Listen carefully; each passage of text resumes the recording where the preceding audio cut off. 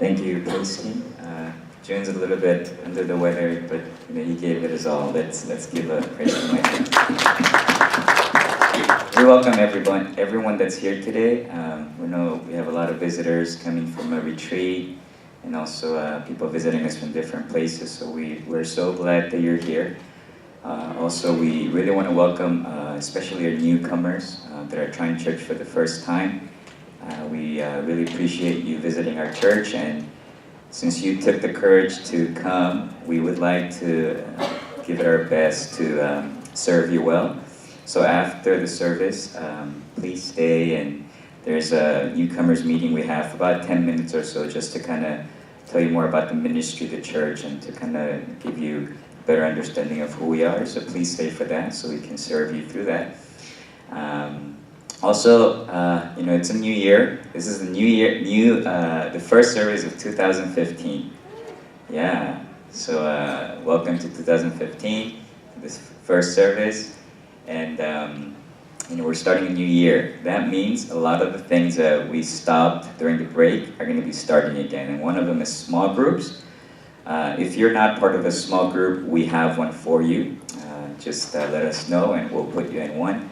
If you are part of one, then small groups will be starting next week. Your small group leader will be contacting you to give you more information and what you need to do. But basically just do your homework and come ready next week. Okay. Also, if you are new, on the bulletin that you got, there's the Facebook address for our Facebook page. So please like it so that we can keep in touch with you and things like that. There's also sermon CDs from previous services out there, so feel free to take some home and share with your family and friends. For the first time, I think this is the first time in my life, after maybe around 9 years of preaching, that I've ever done something like this. This whole week I was just kind of thinking about preaching from Galatians and continue, the book of Galatians, and I was working on that the whole week until Friday. I did my QT on Friday, my quiet time in the morning, and it was in 2 Samuel. And I was doing it, and for some reason, it really spoke to me that morning. It was a really good quiet time, and then I kept on thinking about it, and it eventually became a sermon. There's one of those moments where God showed me the entire sermon. Normally it takes me 20 hours to prepare in 2 minutes. So that's kind of when I felt, for the first time in 9 years, I never do this. I don't like to do last minute stuff. I like to prepare, but then I had to go out of my comfort zone and I changed my sermon on Friday. So we're going to be talking about 2 Samuel because I feel like maybe this is what God really wants our church to hear today. And this is why we're not continuing in Galatians. We'll be doing that next week, but today we're going to continue in 2 Samuel. And 2 Samuel pretty much is about learning how to love the people that deeply hurt you. One of the things that I'm realizing more and more, especially as a pastor, I think, as a pastor, my work is people. That's my area of expertise. That's what I deal with all the time. My work is people. And people is what I love, and people is my addiction in some ways. I love people, and I love working with people. But one of the things I'm noticing is that with people, it's a very interesting thing. People are the thing that you can't live without. Without people, we die. We become like that movie. I don't know if you guys remember I Am Legend with Will Smith. When everybody died and he's the only one alive, or Castaway, where Tom Hanks is the only one alive and he starts imagining a volleyball as a person. We are wired to have relationships and be with people. So if there's no people, we go crazy. People are the most important thing after God that we need in life. We need people. We can't survive without people because we are created to have relationships. But at the same time, one of the things I noticed in my life, at least, is that the same thing that you love and need the most in life after God is what brings you most pain. The same thing that you can't live without is the same thing that hurts you the most. I mean, just think about it. Everywhere you go, you will experience, if you are a human being that's alive in this world, on this earth, you will get hurt. If you are not an island and you choose to engage in relationships and choose to connect with people, you will get deeply, deeply hurt. You just can't avoid that. It doesn't matter if, you can be best friends one day and then enemies the next. You can be boyfriend and girlfriend one day and then separate the week after. You can be husbands and wives and be lovey-dovey and hate each other for the rest of your life. Wherever you go, there's people. Where people is, there is pain. And church, more than anywhere perhaps, is a place like that. Church is a place that thrives with people. This is a place where people from different cultures, different backgrounds, different ages, different personality, different attitude, different way of thinking, different worldview, come together and try to be a family. It's impossible not to have fights at church. It's impossible not to hate each other at church. Like D.A. Carson put it, church is a place where a group of enemies unite. You see? In your workplace, wherever you go, wherever there's people, you will have pain. You will get hurt. Now, this is why I think I wanted to preach this message today, because I think now that we understand that if we're going to live in this world, we're going to have to deal with people, and that means we're going to have to face pain. That's a given. Nobody can avoid that. But there's two ways we can approach this situation. Either you get so hurt by people all the time that you just become bitter and bitter and bitter and a victim and a victim and a victim, and you end up eventually just fighting everybody, getting fired all the time, breaking up with everybody, moving from church to church and making your life totally bitter. And at the end, lonely because you just cannot bear the pain or people any longer. That's one option. Or the second option is you learn how to love the people that hurt you the most. And learn how to thrive. Not just maintain relationships and do life in this world, but thrive in the way that you do life. And that's what we're going to look at today, because King David was able to do that.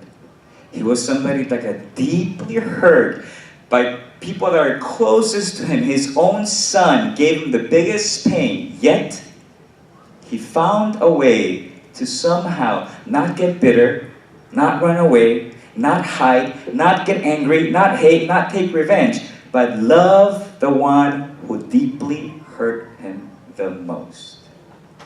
And if we want to do life right, if we want to make the most out of life on this earth, we are also going to have to learn how to be masters at loving those who hurt us. It's the only way we're going to thrive in this life. And we're going to see how we can do that today. If you have your Bibles, please open to 2 Samuel chapter 13, verses 34 through 39.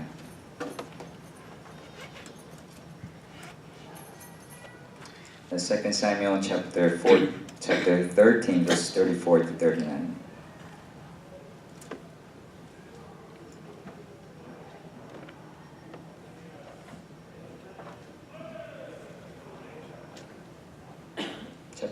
Second Samuel chapter 13, verses 34 to 39. If you have your Bibles, you can look at your Bible. If not, it's on the screen as well, so you can look at the screen.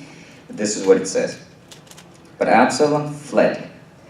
And the young man who kept the watch lifted up his eyes and looked, and behold, many people were coming from the road behind him by the side of the mountain. And And Jonadab said to the king, "Behold, the king's sons have come. As your servant says, so it has come about. And as soon as he had finished speaking, behold, the king's sons came and lifted up their voice and wept. And the king also and all his servants wept very bitterly. But Absalom fled and went to Talmai, the son of Ammihud, king of Geshur, and David mourned for his son day after day. So Absalom fled and went to Geshur and was there 3 years. And the spirit of the king longed to go out to Absalom because he was comforted about Amnon since he was dead." Let me just give you a little bit of the background of what's going on, so you know why David had to go through so much.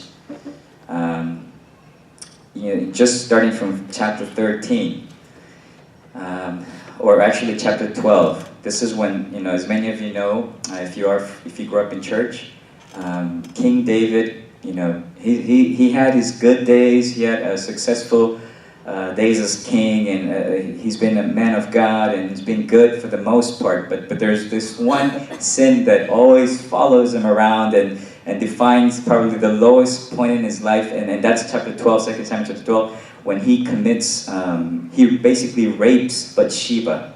He rapes Bathsheba, his servant's wife. He falls in love with her. She's beautiful. And while her husband, Bathsheba's husband, is at war fighting for King David, King David takes the wife. He brings her to his throne, kingdom, and he rapes her. She gets pregnant, and eventually David, wanting to hide the sin, ends up killing Bathsheba's husband, right? And brings Bathsheba to become one of his wives. But God did not just let that pass. Like he always has to, because he is a holy God. When there is sin committed, there must be consequences. It's not that he stops loving. It's not that he stops being God. But our actions, our sins, will bring consequences. If we murder someone, we will go to jail. Doesn't mean God stops loving us. He still loves us, but our actions do require consequences. And that's what happened to David. King David committed, he raped Bathsheba. And then because of that, God didn't allow David's baby that came through Bathsheba to live. He did not allow that. And it seems that it's probable that after that sin is that God continued to bring trial after trial after trial and hardship after hardship to the life of King David. Because right after that, one thing that starts happening in his family is his oldest son Amnon. He falls. He's kind of distorted, somehow like mentally distorted, and he has this sexual lust that is perverted, and he falls in love with this half sister named Tamar, half sister, and basically he does the same thing that his dad did. He commits incest, and he's obsessed with his sister, that he finds a way to bring her and basically rape her. He rapes his half-sister, and then he gets rid of her. He dumps her. And the worst part of this is that actually Tamar was a beautiful young lady, wise, and a woman of God. She wanted to do everything according to the ways of God, but she ended up being raped by this crazy, distorted, sexually lusting after sex guy named Amnon, which was her half-brother.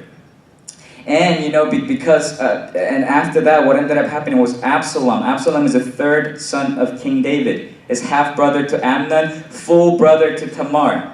He found out that his half-brother Amnon raped his full sister Tamar. He kept it to himself, though.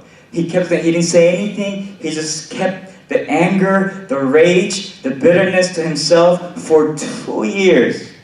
For 2 years, he wasn't able to deal with the bitterness, with the anger, with the rage. And eventually, that led him to take revenge. That bitterness became revenge on his brother Amnon, and he threw a party, and which pretty much, was a plot to invite all the king's sons, including Amnon. And when he came, he had his servants kill his half-brother Amnon because of him having raped his sister 2 years ago.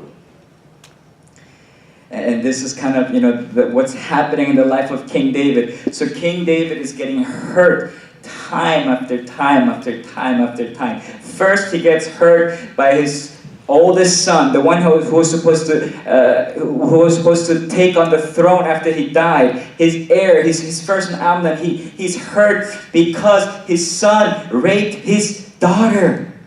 Right? That's pain that comes through relationships. Even in the closest or even in family, you will get hurt. It wasn't directly against King David, but in a sense it was, because he's the father. So by them committing that kind of sin, they're hurting David. A relational hardship and pain that came from his son. And not only that, as he's still trying to deal with the mess that Amnon made, he now has to deal with the news that Absalom, his third son, actually now killed one of his other sons. Yet again, more pain because of relationship, more pain because of people. Just pain after getting hurt time after time after time after time by people. And you need to notice one thing. This is why in this life we will always get hurt by people. Whether they're friends or whether they're family, you will get hurt. You know why? Because we are broken. We are not whole. We are not okay. We're broken people. We are a lot worse sinners than we think. We are a lot more messy than we think. Look at Amnon. Amnon had this, he was distorted. In the Bible, incest was prohibited. Sex between family members was not something that God allowed. And he knew that. But nonetheless, he's broken, and then he had this sexual, stuff going on, distorted, and he ends up raping his own sister. So we can see that one of the reasons why we will get hurt by people is because people are broken. Not only that, people are selfish. People are selfish. We will hurt others because of our selfishness. We will hurt others because we need to get what we want, and we don't care whether it hurts other people or not. As long as we get what we want, we don't mind hurting other people. You and I will get hurt by people because people, whether they're family or friends, they're broken, and we are selfish. Amnon didn't think of his sister that tried to stop him time after time. Please don't rape me. He didn't think of the king, his own dad. He didn't think of the reputation, the nation. He thought of nothing more than his selfish, sinful, distorted desire. And that's what led him to hurt the king and hurt people around him. Absalom, same thing. Selfish desire. He just had this bitterness that he held on for 2 years. And the only thing in his mind for those 2 years was, how am I going to kill Amnon? How am I going to kill this guy who's my brother for what he did to my sister? Selfish desire. He didn't think about how his dad would feel. He didn't think about how the rest of the brothers would feel. He didn't think about the kingdom. He had thought about nothing other than the selfish desire to get what he wanted, which was revenge towards his brother. We will get hurt because people are broken, because people are selfish, because people will choose to get what we want more than think about how it affects other people. That's why in this life, we will have pain. We will be going through hardships because of relationships. And that's why at church too, you will get hurt. At church, so I guess what I'm trying to say is, because I guess I'm a pastor of this church, is don't leave your church when you get hurt. It's going to happen wherever you go. Wherever there's people, you are going to get hurt. But this is why it's so important. Because if you don't know how to deal with people that hurt you by loving them back, then wherever you go, you will never succeed. You will fail at the game of life. You will totally fail. If you can't somehow find a way to love people at church, you're just going to have no church. Wherever you go, you're just going to be a visitor. You're never going to go deep with people. You're always going to have walls between people. Never truly enjoy a relationship. Because you're so afraid of getting hurt by people. You can't have a church family. If you go to work and you don't know how to love people that hurt you, then you're gonna get fired. Because you won't be able to work with anybody, because you're only going to be thinking about your selfish desires, and you're just going to put up a wall and unable to build relationships. It doesn't matter how skilled or how good you are of not much value. Think about it this way: to get a job, your skills and whatever you're good at, your education, that'll get you the job you want. That's why you go to college. Your skills, whatever you're good at, it's designed for you to get you the job. The way you keep that job is by being somebody that can get along with the rest of the team. The way you keep that job is by learning how to love those and coexist with those who hurt you. If you can't do that, your skills will get you the job, but if you can't learn how to love the people that you must coexist with, you will get fired or you will quit. It's just a given. Skill alone, talent alone, education alone won't get you that far. It's your character. It's your ability to love those who deeply hurt you that will take you far, far, far in this life. You know, I'm reading this guy named John Maxwell. He's like the best guy on leadership out there these days, I think, and everybody reads him. He's a Christian pastor, now turned like leadership guy that speaks to the secular community and then the church and everybody else.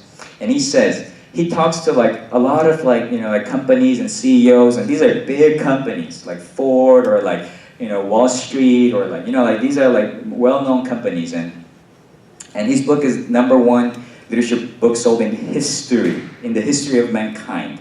Okay. So this guy, he knows what he's talking about. So he talks to the CEOs, and he says that the CEOs, this is what they tell him. They tell him they're not looking for skill. They're not looking for skill. They're looking for somebody that can work with others that are different from them. They're looking for somebody that can get along with people that they would normally hate to get along with. Can you find us some people like that? That's what companies are looking for. Companies are looking for a team player. Somebody who can love those who hurt him instead of just getting away or putting up a wall or getting bitter and just fighting everybody and getting, defensive all the time. They're looking for somebody who can actually love those who hurt him. You guys don't, I don't know how much basketball you guys watch, but, I'm a big basketball fan, and we have some people that are here. And any kind of sport. Sport is something that you need a talent, to become a team player. But that talent doesn't take you far if you don't have the character. You see many sports franchises get rid of sometimes their best player because he can't get along with the rest of, he's destroying the team. So they gotta get rid, as much as it hurts, they gotta get rid of him. I recently read an article by the Golden State Warriors. They're a basketball team up in the Bay Area in San Francisco. We have some people from the Bay Area today. The Golden State, they're the best team right now, I think, right now in the NBA. It's a good year, good season for them, a great year. But the CEO of the Golden State Warriors, he's talking about Mark Jackson, the previous coach. He got fired, and they have a new coach now, Steve Kerr. But they asked him, why did you let go of Mark Jackson?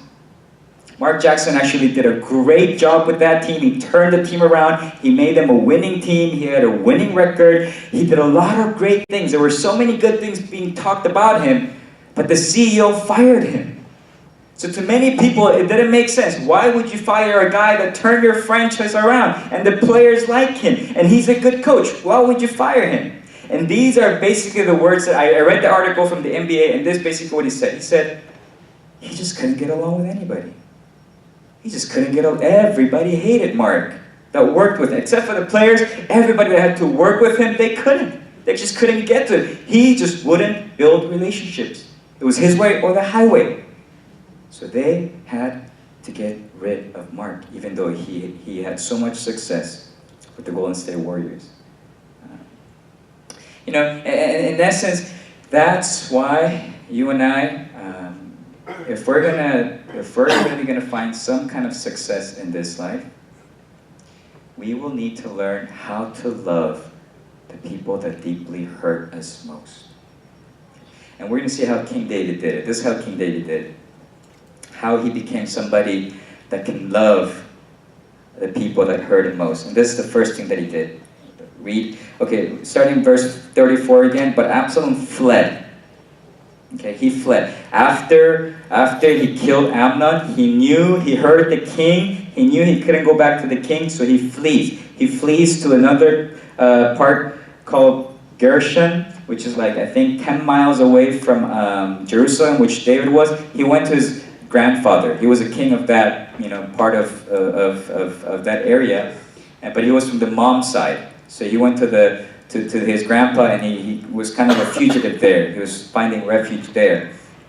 But the rest of the king's sons who saw, one of his brothers kill the other brother, they came running towards King David, and King David had already heard the news of what happened. Okay, and this is how he deals with Absalom, who brought him pain that of him killing his other son. This is how he deals with it. In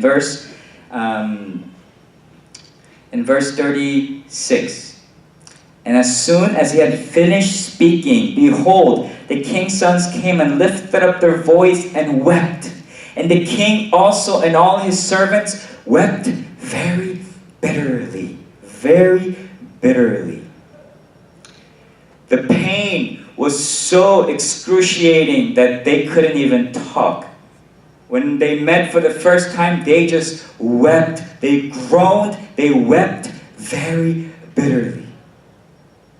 This is the number one thing we need to do when we get hurt by people. You and I need to weep.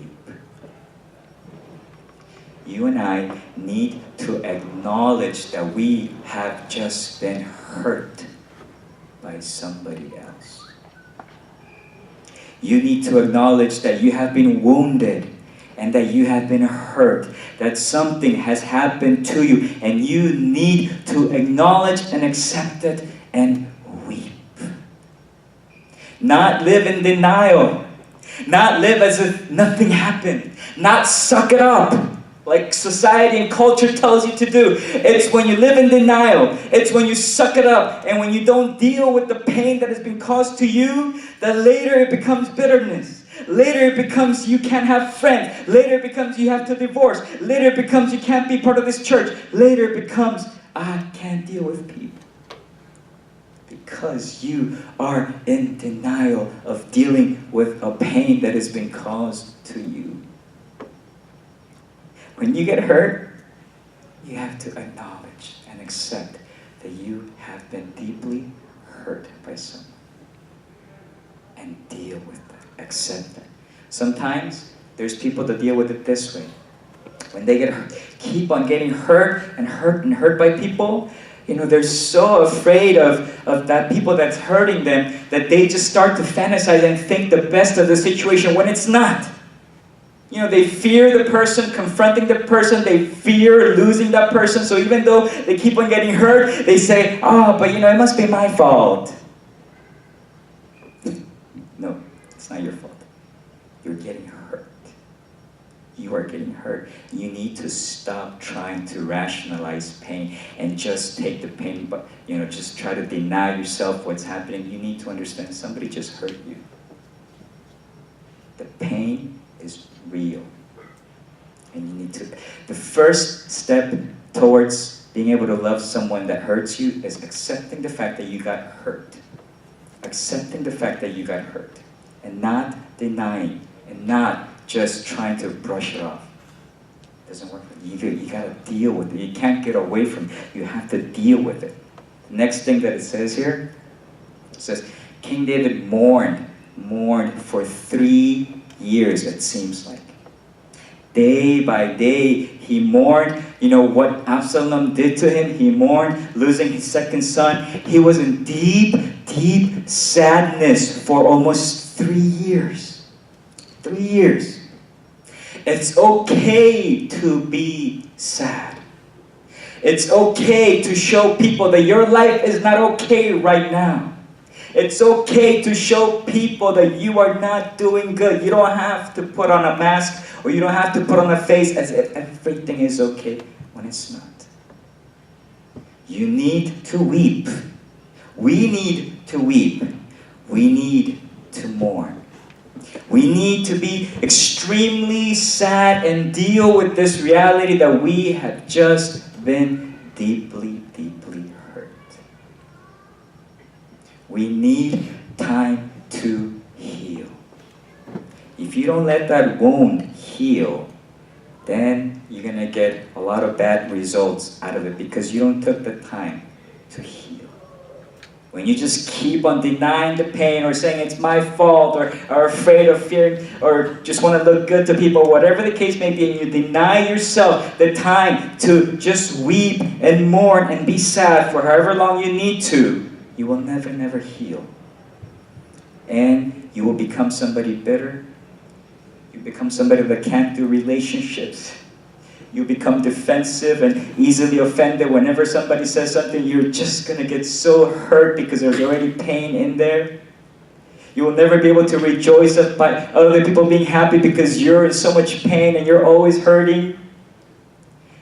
You know, people that, and as you can see from Absalom and Amnon, especially Absalom, people that are hurt, that have been hurt throughout their lives, are people that hurt others. Absalom was hurt by Amnon. He had to hurt King David. Hurt people hurt people because they don't deal with the pain when it happens. They don't deal with the pain when it happens, so they become even more broken, even more hurt, and that's why wherever they go, they just keep on hurting and hurting and hurting and hurting and hurting more people. Hurt, broken people keep on hurting other people because they never healed properly. And you know, King David is just taking time just to heal. He's a king. He's a king and he's weeping in front of his servants. He wasn't afraid to show them his feelings. He took the time to weep. He took the time to mourn, to be deeply sad. He understood. He got hurt. You know, when you get physically hurt, like let's say you twist your ankle, and you try to say, nothing happened, nothing happened, I'm fine. And you try to walk on that, you try to run on that, you try to exercise on that, you know how your foot's going to turn out? You might be crippled after that because you didn't give it time to heal. And when we get hurt physically, we got to give ourselves time to heal. You get wounded internally, spiritually, you have to give yourself time to be sad, be real about your feelings, and heal. Mourn, be sad, mourn, heal. If you want to be healthy, if you want to be somebody that can really love those who hurt you. If you don't deal with that, you will have no room to be able to love people that will keep on hurting you for the rest of your life. And and then what David does is he takes time away from Absalom. Right? Did you notice here that 3 years passed after this happened? 3 years passed after this happened, and he hasn't gone to his son. His son just hurt him by killing his other son. David took time to weep. David took time to mourn. David was away from his own son that hurt him. If somebody hurts you, you don't have to be there with them. If somebody scars you, sometimes the best thing is for you just to get away from that person. I'm not talking about if you're married, divorcing. I'm not talking about leaving church. If this happened at church, you can still be in this church and spend some time away from them. But if somebody keeps on hurting you and hurting you and hurting you, get away. Get away. Take some time to stay away from that person so you can heal. It says here that after 3 years, he was finally comforted and his heart longed for his son again. If you don't give yourself the time to heal, you will never be able to love that person again. If somebody keeps on hurting you time after time by their actions, by their words, what they say and what they do, and they just keep on hurting you, you get away. Stay away and heal and get comforted. And then maybe try to go back and love on them. You know, when I love watching boxing. I love boxing, and my favorite, I hope this fight between Manny Pacquiao and Floyd Mayweather happens. I don't know if you guys know what I'm talking about, but it doesn't matter. You know, they're the best boxers in today's time. But in boxing, I love watching, you know, Manny is like the fastest Filipino boxer that I've ever seen. This guy, when he starts punching, and you know, like, he just goes crazy.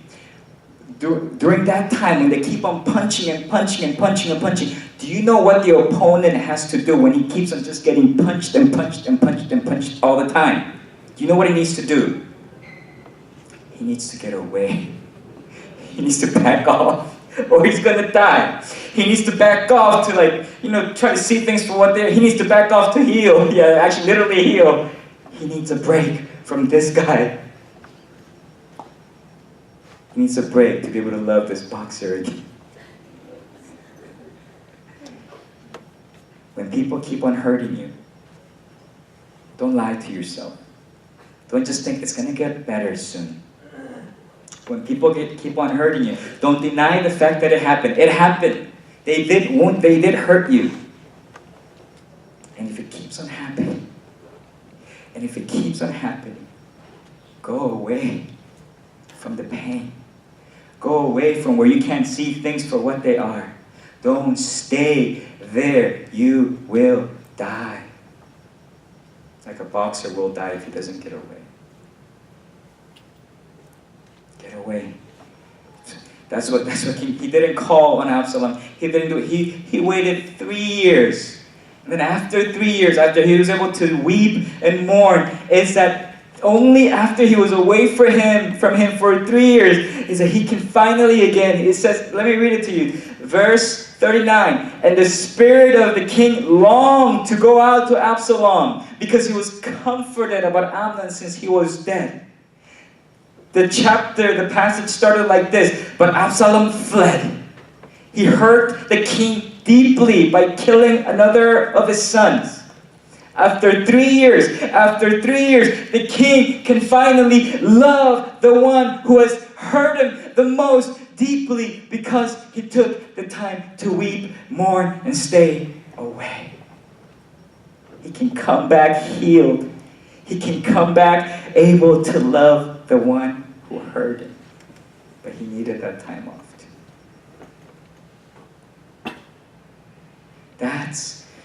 That's how we can love people that deeply hurt us.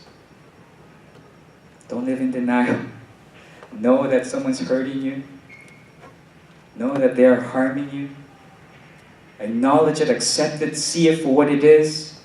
Weep, mourn, if you need to stay away. And then you'll be able to be comforted to love again. But here's the biggest secret of how you do all of this weeping and mourning and all this stuff. Do you know who wrote most of the Psalms in the Bible? Do you know who wrote most of the Psalms? It was King David. It was King David. You know what have you read some of his Psalms? This is him weeping, mourning at his best. He did weeping and mourning only with God through prayer. That's what the Psalms are.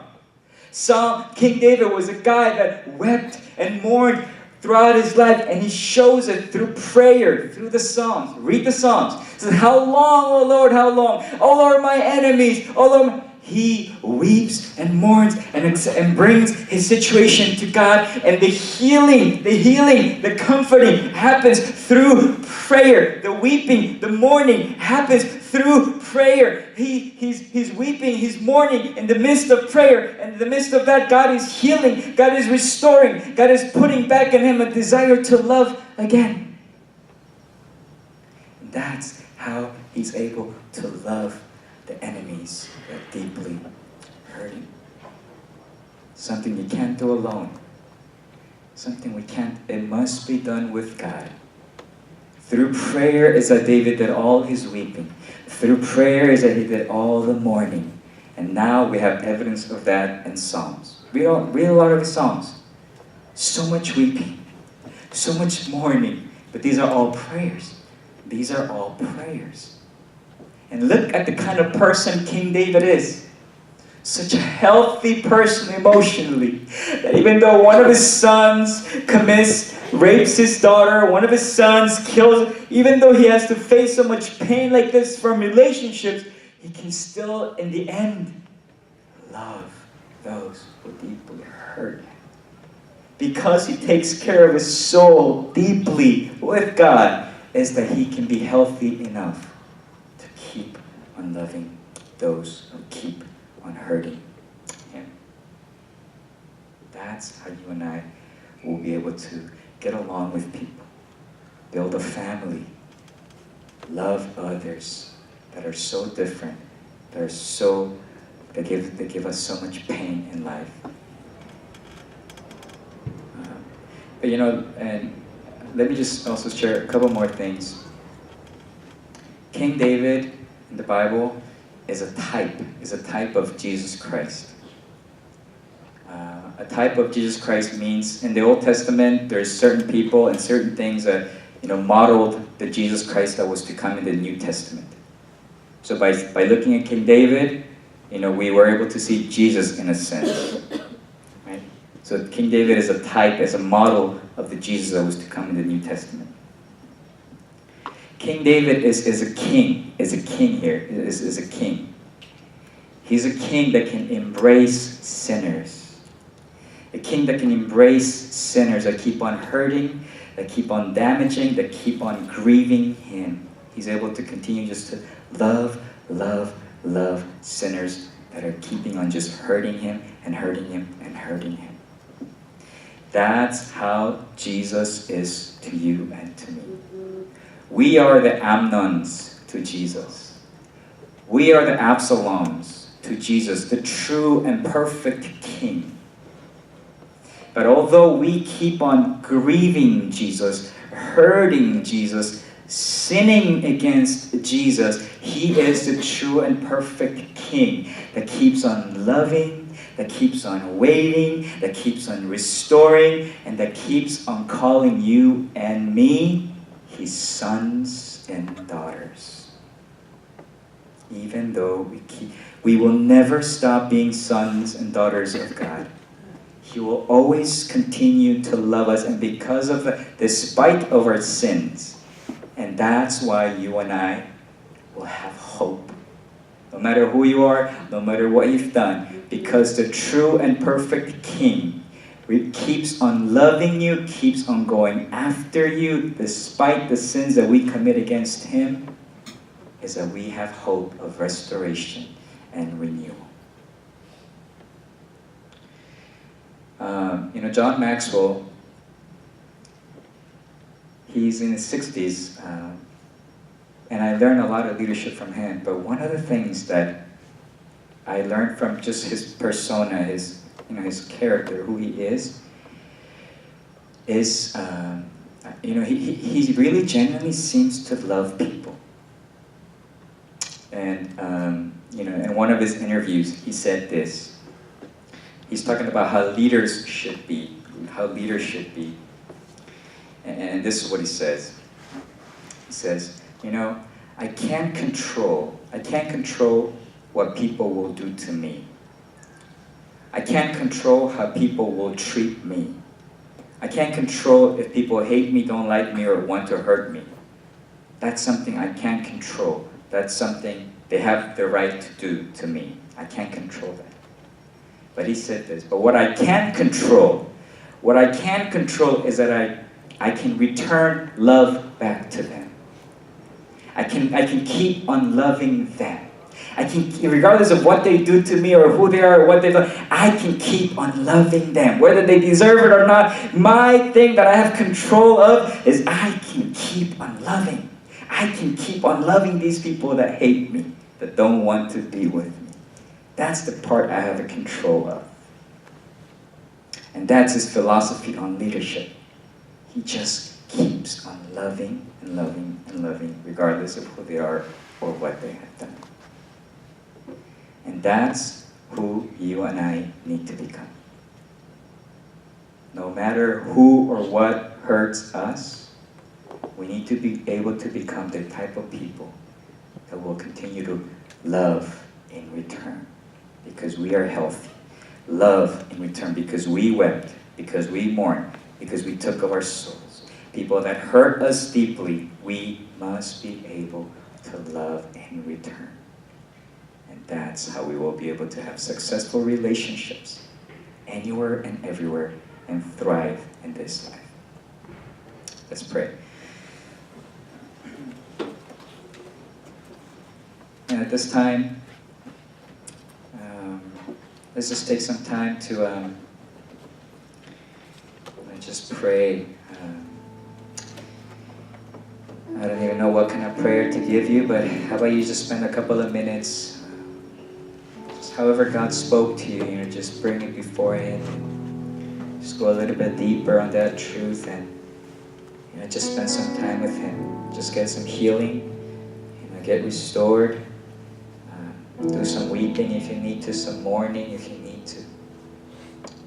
Let God restore you. Let God heal you. Let God touch you. Let God make you more whole as a person, more loving as a person. Spend some time with the only one that can do that for you and for me. Let's pray.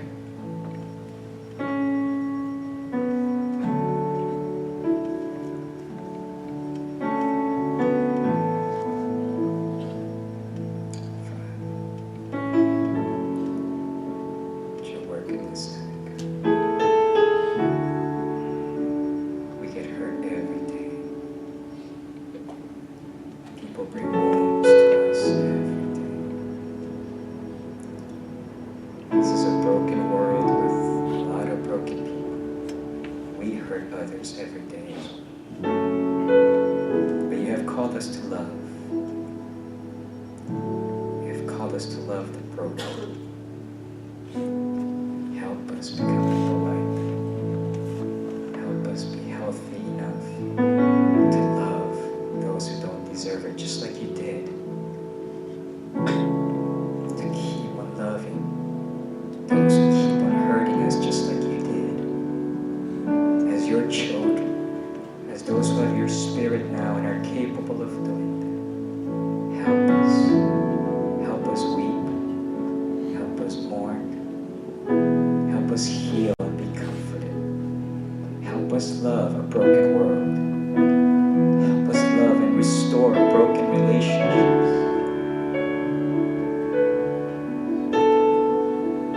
Help us as your instruments, God, to show love, to give